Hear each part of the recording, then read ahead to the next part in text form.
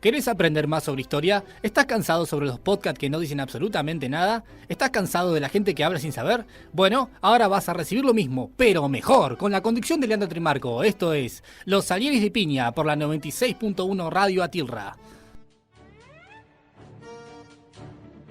Buenos días, tardes, noches o cuando sea que estén escuchando esto. Esto es Los Salieres de Piña, el podcast de historia donde nada puede malir sal.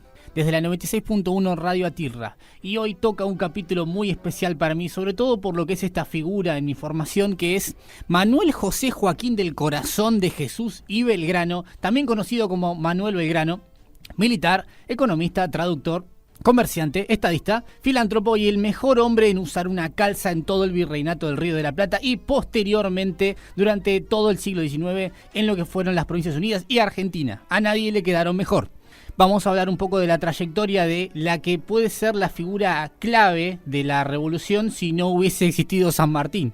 De hecho, antes de que comience la campaña por la independencia San Martín, en la cual va a pasar a Chile y va a ganar en la batalla de Chacabuco y posteriormente en Lima, la victoria militar más importante que tuvieron las Provincias Unidas en el periodo previo fue justamente la que consiguió Belgrano en Tucumán y posteriormente en Salta, frenando en seco a lo que iba a ser la contraofensiva del ejército español, encabezado por Pío Tristán en ese momento, un general veterano, impidiendo el avance de los realistas hacia Córdoba, donde básicamente no hubiesen tenido ningún tipo de defensa esperándolos, y sofocando así la revolución como sí ocurrió, por ejemplo, en Lima o lo que fueron posteriormente los territorios de Colombia o México.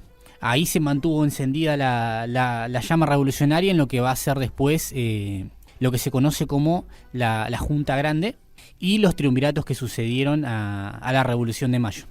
Pero me estoy adelantando. Primero vamos a presentar un poquito el contexto de dónde comienza la carrera de Belgrano, cuál es su trayectoria hasta la Revolución, y luego vamos a hablar un poco de su participación clave en lo que fueron los hechos de la Semana de Mayo y posteriormente.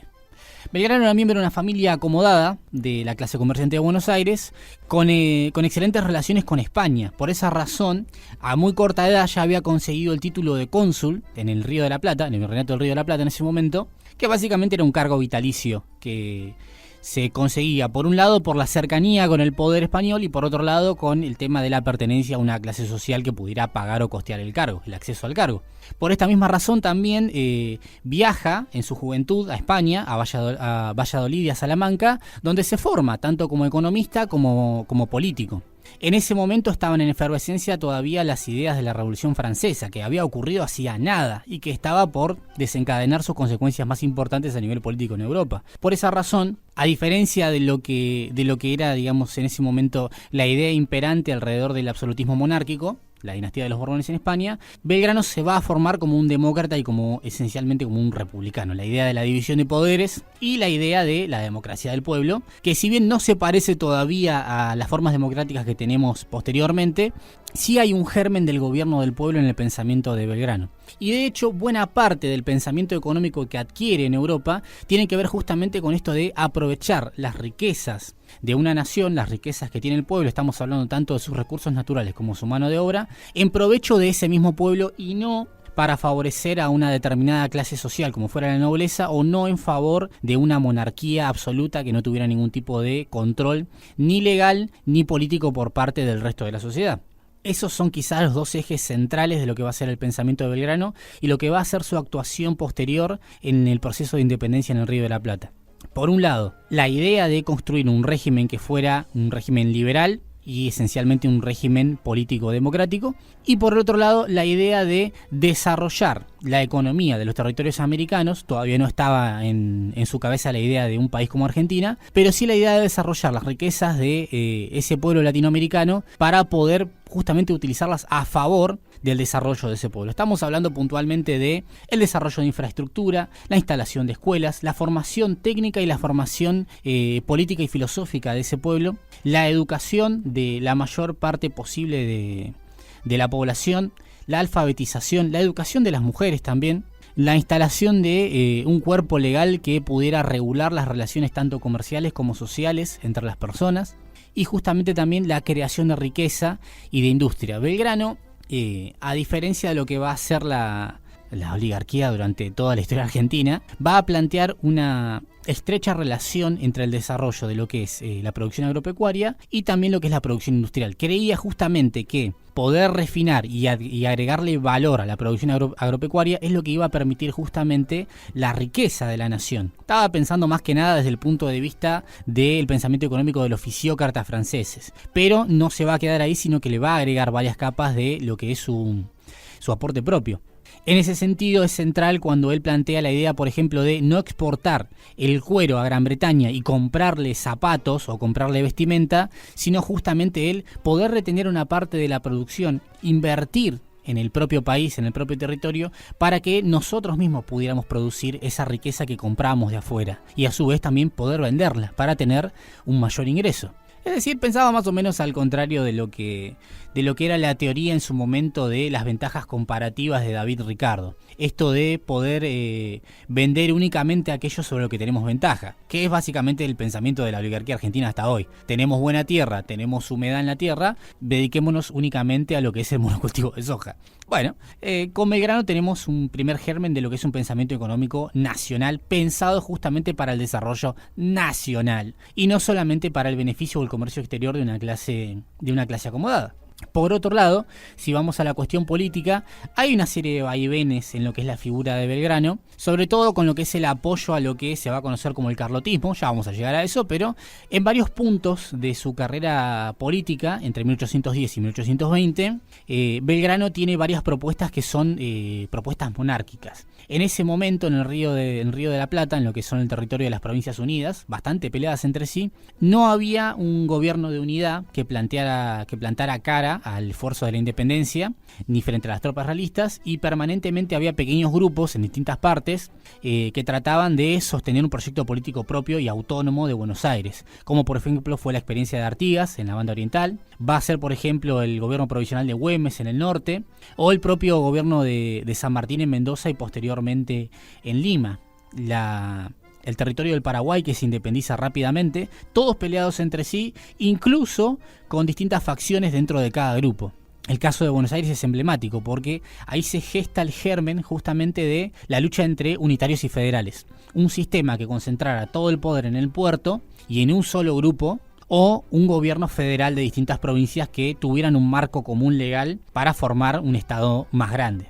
Belgrano, en todo ese quilombo, en toda esa pelea facciosa entre distintos grupos, que se va sucediendo y van cayendo de distintos tipos de gobierno, primero cae la primera junta, luego la junta grande, luego los dos triunviratos, luego los directorios, va a intentar apoyar varias propuestas de formar una monarquía en el Río de la Plata, en los territorios del Río de la Plata, sobre la idea primero de apoyar la aspiración al trono de la infanta Carlota, lo que se conoce como carlotismo en su momento, que era la hermana del rey Fernando VII, y luego la idea de apoyar a un rey inca, una idea bastante fumona, bastante complicada de llevar a cabo, sobre todo por el racismo heredado de la sociedad española en ese momento, pero en general toda su militancia política y todo su accionar político trataba, digamos, de presentar un proyecto de patria autónoma, pero que en principio fuera una patria republicana, con división de poderes, con participación democrática del pueblo, o por lo menos la mayor parte posible del pueblo, en el gobierno. Esto por distintas circunstancias no ocurre y no lo va a llegar a ver incluso hasta el momento de su muerte. En el momento en el que Belgrano finalmente fallece por una enfermedad que venía minando su salud hace varios años, en 1820 se produce la anarquía en Buenos Aires. En ese momento se cancela el proyecto de unidad política de los territorios de las Provincias Unidas y comienza la guerra entre unitarios y federales. Pero vamos a hablar de eso más tarde. La Revolución de Mayo está plagada de héroes y villanos. Tenemos como figuras centrales, por ejemplo, a San Martín, como el militar más experimentado y más capacitado para llevar adelante el proceso revolucionario desde el punto de vista militar. Lo tenemos a Güemes frenando el avance realista en el norte. Tenemos también, en el caso de Belgrano, una figura que, si bien no resalta tanto por sus victorias militares, de hecho tuvo varias derrotas importantes a lo largo de su carrera, porque de hecho no era militar, sí tuvo la victoria más fundamental de los comienzos de la revolución. Cuando la revolución arranca, en ese momento, en el 25 de mayo, se había destituido al virrey Cisneros, por obra de Belgrano también, que lo amenazó con bajarle los dientes si no se iba, literal, vayan a chequearlo. En ese momento todavía se estaban planteando las dudas acerca de la fidelidad a lo que era la corona española. Tengamos en cuenta que las noticias llegaban muy tarde, llegaban por barco, y en ese momento, en 1810, se creía que no iba a haber una vuelta atrás por parte del derrocamiento del rey que había llevado adelante Napoleón Bonaparte en su momento. Entonces estaban los dos bandos que plantean lo que va a ser la gran diatriba hasta por lo menos 1816, que es: ¿apoyamos el gobierno español? ¿Apoyamos las juntas españolas? ¿Estamos como representantes momentáneos del poder del rey en los territorios americanos? ¿O apuntamos hacia un proceso más revolucionario? En 1810 se forman justamente dos bandos. Uno que es un bando más moderado, más conservador, no rompamos directamente con España. Y luego estaban los morenistas, que trataban, digamos, justamente de apoyar un proceso que culminara con la independencia de las Provincias Unidas respecto de la metrópoli española. Ahí Belgrano va a ser fundamental, justamente porque va a apoyar subrepticiamente, no tan abiertamente, pero luego vamos a ver que sí, la segunda opción. De hecho, va a tener varios encontronazos con el bando de los saavedristas. Cuando Belgrano comienza justamente su labor en apoyo de la Revolución de Mayo, comienzan a encargársele varias campañas o varias misiones diplomáticas. La primera de ellas es tratar de someter al Paraguay. El proceso en el cual va a tomar una cierta cantidad de tropas, se va a dirigir justamente hacia Asunción, va a marchar, pero va a ser frenado por las tropas paraguayas, que finalmente van a separarse del proceso revolucionario del Río de la Plata y van a comenzar un proceso de independencia totalmente paralelo. Poco tiempo después, fíjense cómo es esto del lawfare, yo sé que estoy cometiendo un anacronismo, pero el bando saavedrista intenta justamente echarle en cara el fallo militar que había tenido, la derrota militar que había tenido Belgrano en Paraguay, y tratan de adjudicarle una falta de disciplina o una falta de compromiso con la campaña militar para hacerle un juicio por mal desempeño de sus funciones como militar. Hay que aclarar que Belgrano no era militar, nunca quiso serlo, debió serlo por la fuerza de las circunstancias y porque le habían encargado ellos esa misión.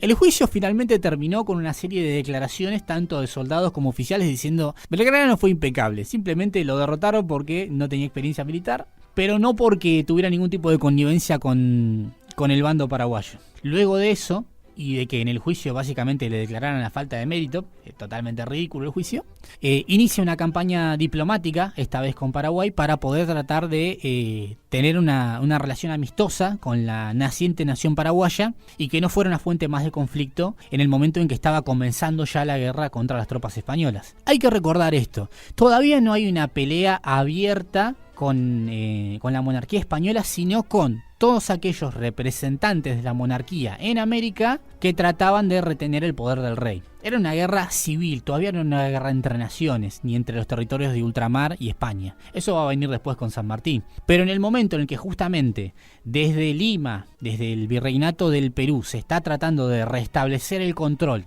de los simpatizantes realistas en toda América, es que Manuel Belgrano lanza, se le encomienda en realidad, la primera campaña hacia el norte, la segunda campaña auxiliadora hacia el norte. La primera la había llevado adelante Castelli, con resultados bastante negativos. Cuando llega Belgrano al norte, se reúne con varios de los representantes del pueblo y con los soldados que iban a tratar de retener a las tropas realistas, y comienza todo un proceso de reestructuración de las relaciones de poder y la organización de esas provincias en ese momento, de esos territorios. No solamente organiza al bando militar, sino que también administra la economía y el comercio local, se encarga de oficiar de juez en varias oportunidades, trata de reorganizar el territorio para su ventaja en el combate. Sin embargo, es repelido en varias oportunidades en ese momento por un militar español, conocido luego por sus peleas con Güemes, un veterano que era Pío Tristán. Es repelido hacia Tucumán, en ese momento Belgrano,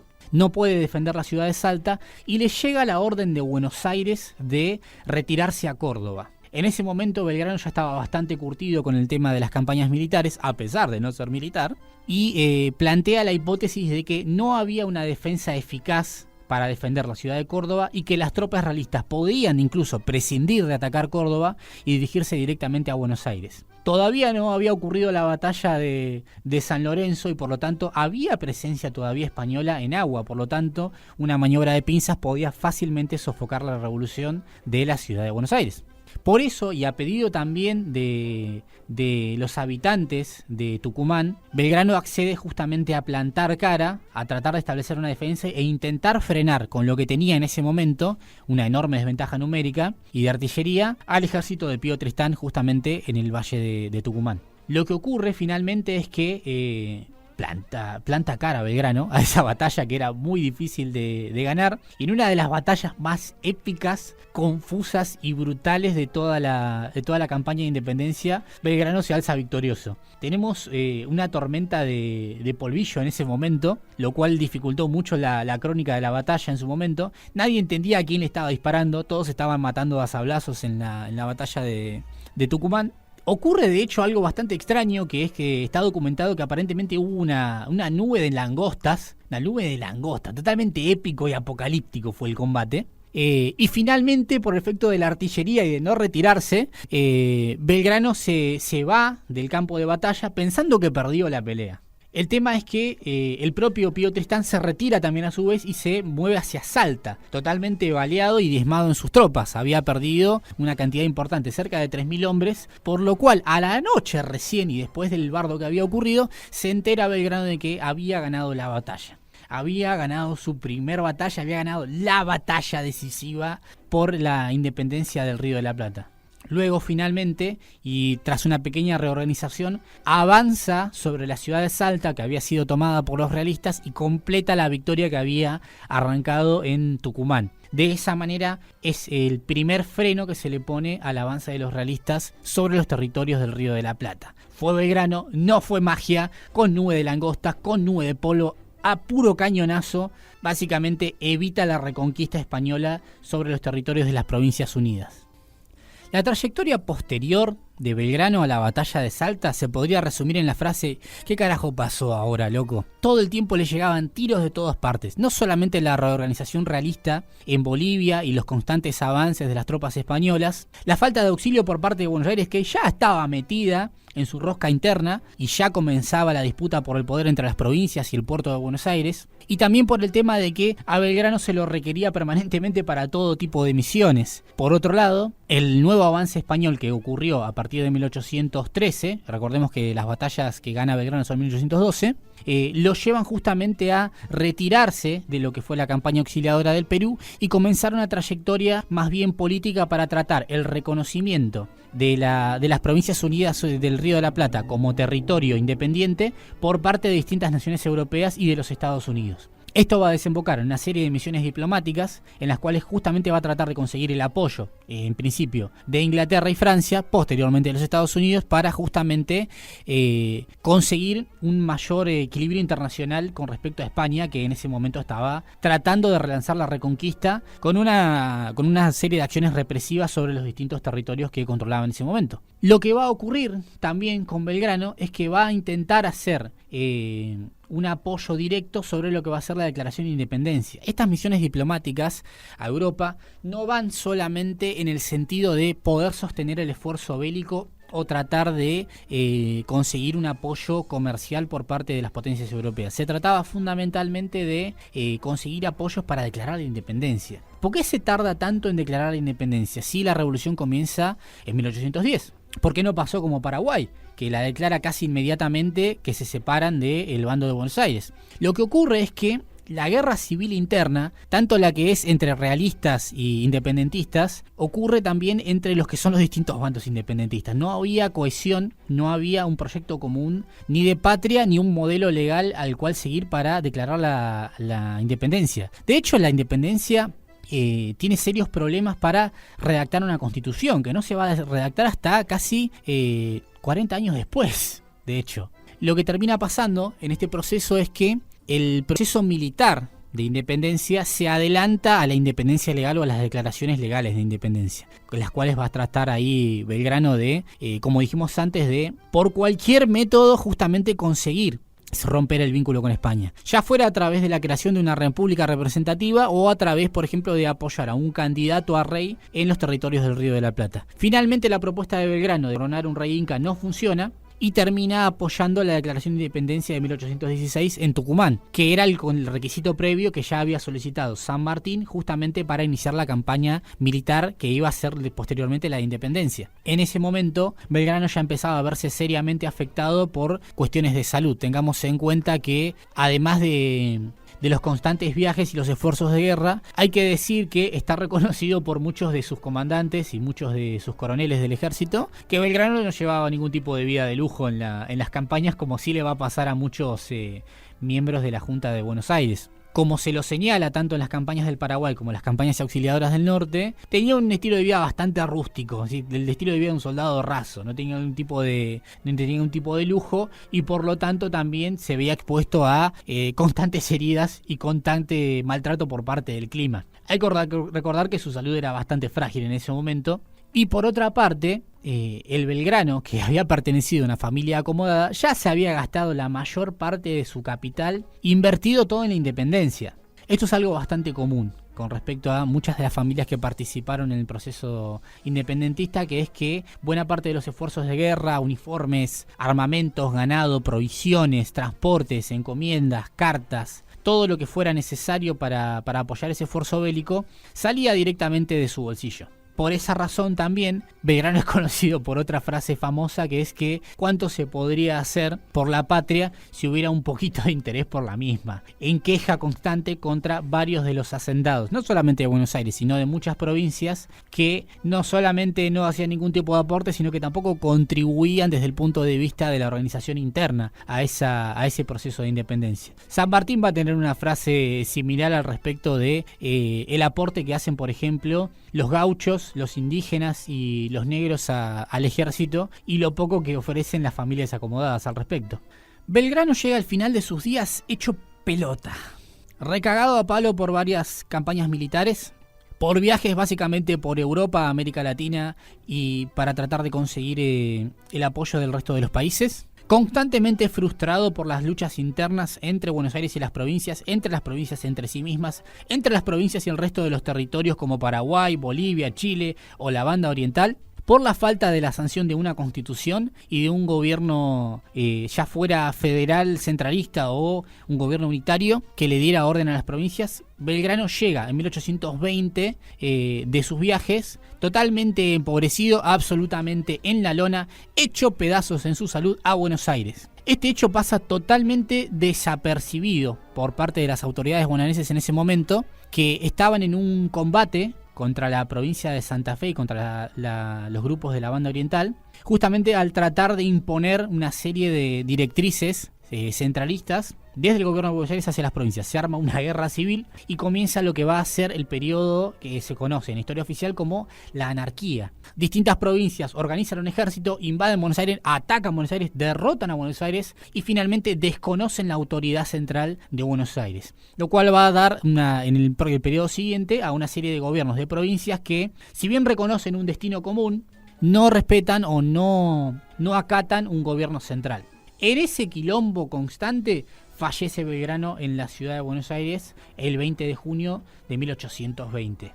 Totalmente ingrato el trato por parte de las autoridades, que no le tiraron ni un peso para paliar su tratamiento, ni por lo menos para poder morir con un poco de dignidad económica. Ni siquiera eso le pudieron ofrecer. Sin embargo, la mayor parte de lo que plantea la biografía de Belgrano no hace pensar tanto en la cuestión de los reconocimientos o los honores, sino simplemente en que trató de llevar adelante un proceso de independencia, pero un proceso de independencia que fuera útil o que fuera beneficioso para la integridad del pueblo y no solamente por la independencia misma. En ese sentido hay una grieta enorme entre el pensamiento político de Belgrano y el pensamiento de las élites, tanto de las provinciales como de las porteñas, que pensaban en ese momento más que nada en una independencia económica de España, pero en una dependencia comercial con el resto de los países de Europa, al tratar de venderles cuero y materiales agropecuarios, pensando en lo que más tarde va a hacer, con mayor organización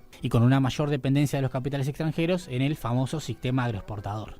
Ahora bien, para acercarse a la figura de Belgrano, recomiendo varios materiales que les pueden llegar a interesar. O sea, bibliografía de Belgrano hay un montón.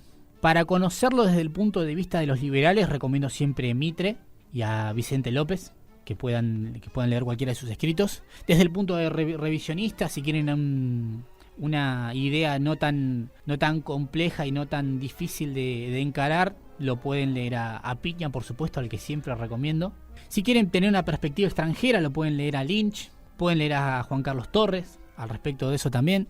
Tienen para leer de todos lados, esencialmente. Todo el mundo escribió de Belgrano y todo el mundo le sacó algo distinto a Belgrano para rescatar. Ciertamente podemos decir que no es el Belgrano creador de la bandera y nada más que plantea la historia oficial.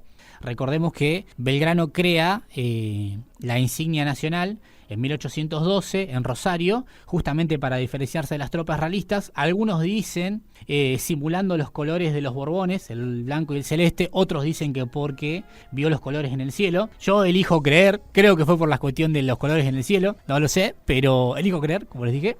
Pero es un Belgrano muchísimo más incómodo para lo que sería la historia liberal oficial, justamente porque planteaba lo contrario de su modelo de país dependiente de las potencias extranjeras. Planteaba un país industrial que virtiera toda su riqueza en el desarrollo de su propio pueblo. Ahí lo tenés. Se agarró a sablazos, se agarró a tiros, hizo un par de expediciones, apoyó la independencia y se murió. Manuel Belgrano, el mejor hombre que haya vestido calzas en el Río de la Plata y más allá. Esto fue Los Salieres de Piña. Quiero dar mi agradecimiento especial a Nahuel Nores, productor y operador técnico, y nuevamente dar las gracias a Radio Atilra por este espacio de difusión historiográfica. Esto fue Los Salieres de Piña por la 96.1 Radio Atilra. Acordate que podés comunicarte con nosotros o encontrarnos en nuestras redes sociales, Facebook, Instagram, Twitter, YouTube, Spotify, y si no, también a través de la web de la radio, www.radioatilra.ar, donde podrás encontrar todos nuestros capítulos. Menos el de Cuba, por favor, no vean el de Cuba.